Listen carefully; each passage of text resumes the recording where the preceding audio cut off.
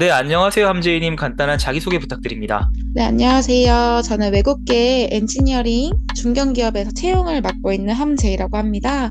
제가 이제 리크루터로 근무하기 이전에는 이제 CX 고객 경험, 그리고 중국어 및 영어 통번역과 대사관, 이제 대만에 있는 한국 대표부 해외 공간에서 인턴으로도 근무했던 경험이 있습니다. 또 다양한 분야에서 여러 번의 이직 경험이 있어서 여러분과 함께 경험을 나누고자 참여하게 되었습니다. 채용 전문가로서 오늘 자소서와 면접의 팁에 대해서 다뤄보도록 하겠습니다. 취준생들이 이력서나 자소서를 작성할 때 가장 주의해야 할 점이 있을까요? 네, 일단은 저는 확고한 그 본인만의 스토리텔링과 확실한 강점 및 단점 파악이 제일 중요하다고 생각합니다. 그래서 예를 들어서 저 같은 경우에는 이제 인사 직무다 보니까 이제 HR 쪽에 관심이 있다면 왜 어떻게 관심을 가지게 되었고, 이 분야에 오기 위해서 본인만의 어떤 노력을 기울였는지에 대한 그런 스토리텔링을 잘 녹여내는 것이 가장 중요하다라고 생각을 하고 있습니다. 네, 그러면 자소서 문항에 대해서 좀 알아보도록 할 텐데요. 성장 과정에 대한 자소서 문항을 우리가 작성을 하게 되는데, 성장 네. 과정에 대한 문항은 어떻게 답변하는 것이 좋을까요? 네, 제가 인사 담당자로서 이제 이력서를 접할 때, 그리고 제 스스로 이제 구직자로서 접할 때는 조금 다르긴 한데요. 제가 구직자분들께 해드리고 싶은 말씀을 가장 많이 저희가 읽는 부분이 가족에 대한 설명이에요. 근데 가족에 대한 설명도 너무 좋지만 본인의 생애 주기에서 내가 살아오면서 겪은 성장통, 그리고 그 성장통을 겪으면서 극복했던 사례, 그리고 그 경험을 통해서 얻고 배운 점에 대한 부분에 대해서 이게 직무와 관련해서 기술해 주신다면은 조금 더 베네핏, 좀 장점을 얻어가실 수 있다라고 생각을 합니다. 방금 성장 과정을 말씀 주셨는데, 본인의 성장 과정에 대해서는 어떻게 기술하셨는지 설명해 주실 수 있을까요? 네, 저 같은 경우에는 역경 극복 사례인데요.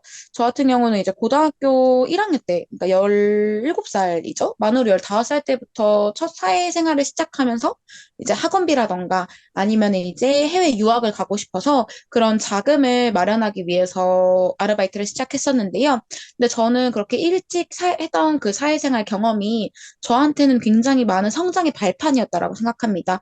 왜냐하면 학교에서만 배우는 것보다는 정말 사회에서 다양한 사람을 통해서 배울 수 있는 것들이 많다 보니까 그런 것도 하나의 예시가 될 수 있을 것 같고요. 그리고 이제 저 같은 경우에는 대학교로 거슬러 올라가면 대학교 때 저희가 그 당시에 한국인 유학생이 많이 없어서 학생회가 없어서 이제 저희가 복지라든지 이제 언어가 부족한 친구들 도움을 받을 수 있는 창구가 많이 없었어요. 근데 제가 자발적으로 주도해서 한국인 유학생분들을 모아서 좀 복지의 증진이라던가 아니면 권리 증진을 위해서 노력했던 경험에 대한 기술을 했던 적이 있습니다. 그래서 이런 역경 극복 사례들이 이제 업무에 주어진 태스크를 해결하는 그런 능력을 보여주는 거다라고도 생각을 해서 다른 지원자분들도 이런 부분들에 대해서 좀 강조해 주시고 좀 적어 주신다면 좋지 않을까 싶어요. 뭔가 누구나 다 말할 수 있는 것보다는 조금 나만이 가진 그런 유니크한 강점 이런 것들이 분명히 있을 거다라고 저는 말씀을 드리고 싶거든요. 그래서 그런 부분에 대해서 조금 더 강조해 주신다면 도움 되실 거다라고 말씀드리고 싶습니다. 네, 그러면 우리가 또 입사 후 포부에 대해서도 작성을 하게 되는데요. 입사 후 포부 문항에 대해서는 어떻게 답변하는 것이 좋을까요? 네, 일단 입사 포부에 대해서는 회사에서는 이제 그 부분을 물어보는 이유는 얼마만큼의 이 지원자가 관심을 가지고 있는가를 선별하기 위한 문제라고 생각합니다. 그래서 만약에 내가 아예 정말 신입이다, 아예 경력이 없다라고 한다면 어떤 부분에 있어서 이 회사와 함께 커리어를 시작하고 기여를 하고 싶은지에 대한 플랜을 적어주시면 좋으실 것 같고요. 만약 경력이라고 한다면 같은 분야일 수도 있고 다른 분야일 수도 있는데 이전 경력과 만약에 비슷한 부분이다라고 하면은 여기서는 조금 더 어떤 부분에 대해서 내가 이제 기여할 수 있는지 아까 이제 좀 일맥상통한 부분인데 그런 부분을 좀 적어주시면 좋고 또 만약에 저 같은 경우는 다른 부분으로 이직을 했다 보니까 어떤 방법으로 모르는 분야에 대해서 업무를 풀어나가고 또 이 회사와 내가 같이 윈윈하면서 성장을 도모할 수 있는지에 대해서 표현을 해주신다면 좋으실 것 같다라고 생각을 합니다. 혹시 예전에 말씀하셨던 입사 후 포부에 대해서 예시로 한번 네. 말씀해 주실 수 있을까요? 저 같은 경우는 입사하게 되면은 저는 이제 엔지니어링계다 보니까 엔지니어링계에서 도움이 되는 많은 인재들을 뽑을 수 있도록 공부하겠다라고 말씀을 드렸습니다. 사실 입사하고 나서 가장 중요한 게 다른 직무다 보면은 저는 이전에 CX나 A&D 채용을 주로 했었는데 지금은 뭐 엔지니어부터 시작해서 설계자, 뭐 도면을 작업하시는 분들, 저도 정말 채용을 해보지 않은 그런 분들을 채용을 해야 되다 보니까 이 업계에 대한 지식에 대한 이해가 중요합니다. 그래서 이런 부분에 대해서 전혀 두렵지 않고 너는 해낼 수 있다라는 부분에 대해서 보여주시는 게 가장 좋다라고 생각을 합니다. 성격의 장단점 문항에 대해서도 좀 여쭤보고 싶습니다. 성격의 장단점 문항에 대해서는 어떻게 답변하는 것이 좋을까요? 네, 일단 본인 성격에 대한 장단점은 가장 본인이 잘 알 거다라고 생각합니다. 그래서 그 장단점 부분에 대해서 명확하고 간결하게 표기하는 것이 좋습니다. 너무 길게 차지할 필요는 없다라고 말씀을 드리고 싶고요. 장점은 명확하게 인지하고 쉽게 기술하시는 분들이 많은 반면에 단점은 그냥 너무 좋게 포장하시는 경우가 많습니다. 근데 사람들은 무려 하나 정도의 단점은 있기 때문에 그 단점에 대해서 어떻게 극복하려고 노력했는지에 대한 서술을 하시면 좋고요. 단점 없이 정말 완벽한 사람은 없기 때문에 솔직하게 그 단점이 나를 좀 더 성장시켰고 좀 더 발전할 수 있게 하였다라는 이런 기술, 이런 맥락의 기술을 해주시면 좋을 것 같습니다. 네, 제이님은 성격의 장단점을 어떻게 조금 기술을 하셨을까요? 저 같은 경우에는 좀 분위기 메이커고 분위기를 많이 리드하는 성격인데요. 일단은 저는 저의 장점은 쉽게 잘 잊는 것과 스트레스 관리 능력이 강하다라는 겁니다. 왜냐하면 CX 경험을 하면서도 굉장히 많은 고객들을 접했었는데 컴플레인을 하시는 분들도 많고 일을 하다 보면 굉장히 많은 스트레스를 받을 수밖에 없습니다. 근데 계속 스트레스를 받다 보면 저의 건강이나 심리상에도 문제가 생기기 때문에 저는 업무를 하면서 얻은 스트레스는 딱 회사에 나오면 있는 경우입니다. 그래서 일을 할 때는 딱 집중을 하고 나오면 또 다른 저의 이런 페르소나가 나오는 것처럼 업무한 나와 이제 평상시에 저를 분리를 하는 스타일이어서 그거를 이제 강점으로 기술을 했었고요. 단점은 한 가지 일에 집중을 하면 정말 목을 매는 것처럼 거기에 계속 집중을 하는 스타일이어서 다른 업무에 조금 지장이 생겼었는데요. 그 저는 약간 타임 매니지먼트를 위해서 시간대별로 이 오전 시간대는 어떤 업무에 집중을 하고 그리고 오후 시간대는 어떤 업무에 집중을 하고 해서 이런 섹션 분리를 해서 좀 시간을 조금 더 효율적으로 써서 저의 단점을 조금 커버하고 보완했던 경험이 있습니다. 그래서 그런 부분들이 면접 때도 조금 장점으로 작용을 했던 것 같습니다. 네, 이렇게 자소서를 작성하고 난 다음에 서류 과정에 합격을 하게 되면은 면접으로 네. 가게 되는데요. 취준생들이 면접에 참여하기 전에 이것만은 꼭 준비했으면 좋겠다라는 것이 있을까요? 네, 다른 것들도 물론 많이 말씀드리고 싶지만 가장 중요한 건 저는 마인드 컨트롤이라고 생각을 합니다. 면접에 가기 전에 항상 제가 긴장하는 후배들을 보면서 하는 말이 있는데요. 진짜 쫄 거 없다. 너 자신 있게 너답게 해. 자기 스스로답게 해. 라는 말을 해요. 그래서 내 스스로 부끄럽지 않게 노력을 해왔다면 면접은 하나의 인사를 하는 상견례를 하는 자리라고 생각을 합니다. 그래서 면접관도 사실 그 지원자분이 어떤 분일지 너무 궁금해하는 자리고 면접자분도 서로가 서로를 궁금해하는 자리다 보니까 첫인사를 하는 자리다라고 생각을 하고 너무 잘하려고 하기보다는 있는 그대로의 나를 보여주는 게 가장 좋다고 생각합니다. 그래서 먼저 뭐 예상 질문에 대한 답변을 계속 달달 외우고 하시는 것도 너무 좋지만 내가 회사에서 원하는 인재상에 부합하는지에 대한 여부 그리고 그 조직 문화에 대한 조사를 하고 그에 맞게 알맞은 전략을 구상하는 것이 그 지원자분께는 조금 더 베네핏이 되지 않을까라고 말씀을 드리고 싶습니다. 네, 그러면 이제 면접 질문에 대한 답변법을 좀 알아보도록 하겠습니다. 네. 면접에서 가장 많이 나오는 질문이긴 한데, 나와 맞지 않는 동료나 상사에 대해서는 어떻게 해결하거나 아니면 대처해 왔나요? 혹은 대처할 계획이신가요? 이런 질문이 있는데, 굉장히 취준생들한테는 까다로운 질문이라고 생각을 합니다. 이 질문에 대해서는 어떻게 대답을 하면 좋을까요? 네, 실제로 저도 면접에 갔을 때 이제 인사 인력 관리 부분이다 보니까 HRM에서도 많이 받는 질문이고 또 저의 주위에서도 굉장히 많이 받은 질문인데요. 사실 이 부분 같은 경우에는 위기 관리 능력을 판단하고자 하는 부분도 있지만 대인관계에 있을 때 이 지원자가 어떤 성향을 가진 사람인가를 보는 문제이기 때문에 대인관계에서 사실 트러블이 발생하는 경우가 그렇게 크지는 않지만 그 대처 능력을 확인하기 위한 함정 문제입니다. 그래서 각자의 해결 방법이 다르겠으나 만약에 상사의 경우에는 문제 해결을 위한 미팅 요청을 하거나 피드백 요청을 통해서 소구점을 찾아야 된다라고 생각을 합니다. 왜냐하면 상사는 나보다 이 업계에서 경험도 풍부하고 지식도 많습니다. 그래서 요즘의 분들은 지적을 받으면 사실 굉장히 기분 나빠하시고 상사를 어려워하시는 경우가 있는데요. 내 성장을 위해서는 상사분에게 많이 물어보고 조언을 구하는 게 굉장히 중요하기 때문에 그런 부분들을 강조해 주시면 좋으실 것 같고요.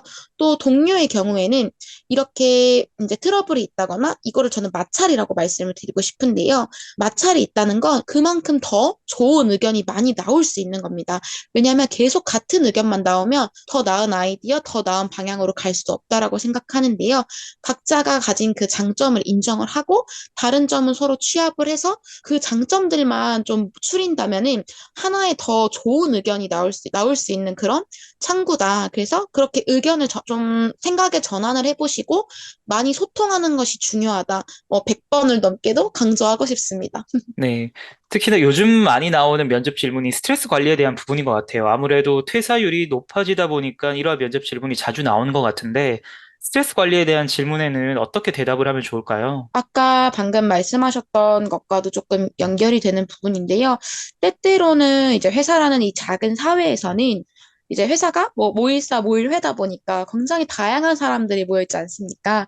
그래서 불가피하게 사실 아까 말씀드린 것처럼 충돌이 발생하는 경우가 있습니다. 그러면 이 사실 일이 힘든 건 참지만 사람이 힘든 건 참을 수 없어라고 하시는 분들도 많으신데요.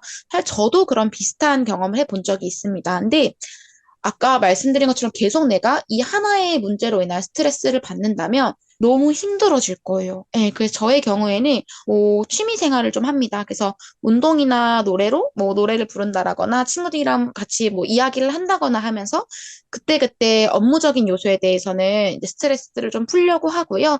아까 그 사무실에서 받은 그런 스트레스는 회사 밖으로 가져가지 않는 게 저의 철칙이라고 생각을 합니다. 그래서 이런 일하는 나와 그리고 밖에서의 나는 다른 사람이다. 이 다른 역할을 하는 사람이다. 라고 구분을 지어준다면 본인이 마인드 컨트롤 하는 데에도 도움이 많이 될 것 같아요. 네, 직무와 전공이 무관한 경우에 대한 질문인데요. 아무래도 네. 요즘은 직무가 세분화되다 보니까 거기에 딱 맞는 전공은 없는 경우가 많은 것 같습니다. 그리고 네. 전공과 직무가 다르더라도 취업을 해가지고 일을 잘 하시는 분들도 되게 많기 때문에 이러한 부분에 있어서 입사 지원을 했을 때 질문을 받는 경우가 많은데 직무와 전공이 무관한 경우에 대한 질문에는 어떻게 답변을 하면 좋을까요? 네, 예를 들어서 마케팅을 가장 좋은 예로 들 수 있을 것 같은데요. 마케팅에는 퍼포먼스 마케터, 컨텐츠 마케터 등으로 여러 가지 마케팅으로 분야가 나뉩니다. 그래서 원하는 요구 조건도 굉장히 다른데요. 만약에 나의 전공이 호텔 관광 경영인데 이 과목을 들으면서 이 마케팅에 관심이 생겨서 예를 들어 SQL이라고 하는 SQLD라는 과에서 지원을 해주는 자격증을 딴다거나 아니면 구글 애널리틱스가 좀 필수 요소로 많이 작용이 되는데 이런 부분들을 공부를 하고 수료를 해서 자격증을 딴 경험들이 있다면 어필하시면 좋으실 것 같습니다. 더불어 회계팀인데 제 주위에는 경영이나 회계 전공이 아님에도 불구하고 이쪽으로 오신 분들이 굉장히 많으세요. 그래서 이거는 본인의 노력 여하에 달린 거다라고 생각을 하기 때문에 계속 스스로 어떤 일을 좋아하는지 인턴십도 참여를 해보고 하시면서 진로 탐색을 해주시면 너무 좋으실 것 같고 또 그렇게 진로를 탐색하면서 분명 얻고 배우시는 게 있을 겁니다. 그러면 그 경험에 대한 진정성을 보여주신다면 사실 직무와 무관한 전공이다라고 해도 입사하시는 데는 전혀 문제가 없다라고 생각하고요.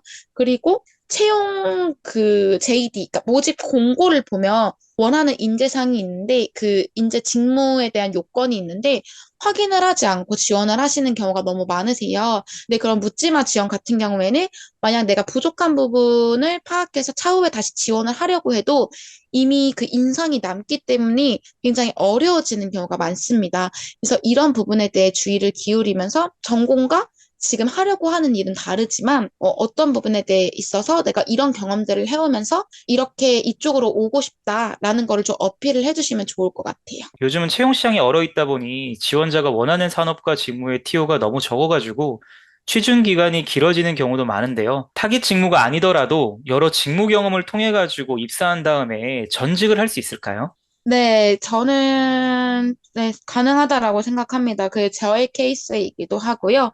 일단 꼭 타깃 직무로 지금 당장 갈 수 없는 상황이다라고 하면 계속 그 하나에만 매달릴 수가 없고 또 제가 요즘에 느끼는 건 정말 누구나 가고 싶은 그런 대기업이라거나 묵직한 한방이 예전처럼 정말 어려운 시기입니다. 그래서 저는 중소여도 좋고 스타트업이어도 좋고 중견이어도 좋고 한 계단 한 계단 차근차근 실력을 갈고 닦으시면 점프업 할 수 있다라고 생각을 하는데요.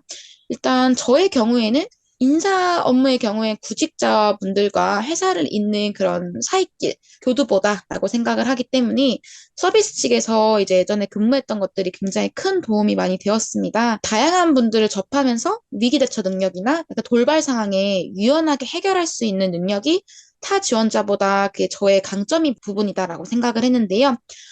사실 뭐 패스트푸드점이라거나 아니면은 이제 드럭스토어라거나 이런 부분들은 인사 직무와 어떻게 보면 상관이 없지만 사람과 사람을 대하는 거다라는 거에 대해서는 또 연결고리가 있어요. 그래서 다른 직무다라고 할지라도 연결되는 부분이 있기 때문에 분명 여러 사회 경험을 해보시면서 계속 나의 길을 차고 또 이 위기에서 돌파구를 모색하다 보면은 스스로 어떤 걸 잘하는지, 어떤 게 부족해서 무언가를 채워야 하는지를 알 수 있다고 생각합니다. 그래서 계속 실패도 해보면서 그 길에서 좀 마음을 좀 단단하게, 강하게 드시는 게 중요하다라고 생각하고요. 꼭 경험을 많이 해보시는 걸 저는 권해드리고 싶어요. 그래서 인턴 경험이라든지 관련된 대회 활동, 또 요즘에는 코로나가 끝나가기도 해서 미니 인턴이나 체험형 인턴도 있고 하다 보니까 3개월 정도면 저는 그 직무를 이해하는 데는 무리가 없다라고 생각을 해서 많이 경험해 보시면 좋으실 것 같다라고 말씀드리고 싶습니다.